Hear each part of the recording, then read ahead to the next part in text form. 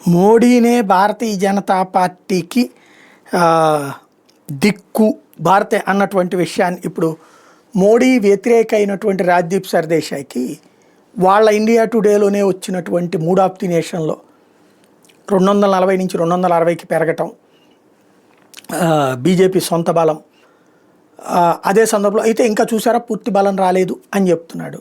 అదే సందర్భంలో ఇండివిజువల్ 292 నుంచి ఏకంగా 320 దాకా ఎన్డీఏ బలం పెరగటం, వీటన్నిటినీ టచ్ చేస్తూ మోడీ లేకపోతే భారతీయ జనతా పార్టీ లేదన్న విషయం తెలిసిపోయిందంటూ ఇప్పుడు తాజాగా దాన్ని ట్విస్ట్ చేశాడనమాట. నరేంద్ర మోడీ రాకముందు భారతీయ జనతా పార్టీ ఉంది, నరేంద్ర మోడీ వచ్చాక భారతీయ జనతా పార్టీ ఉంటుంది, నరేంద్ర మోడీ వెళ్ళిపోయాక భారతీయ జనతా పార్టీ ఉంటుంది. ఈ వ్యక్తి ఇమేజ్ అనేటటువంటిది పార్టీకి added advantage. Party without Modi లేడు, మోడీ వితౌట్ పార్టీ లేదు.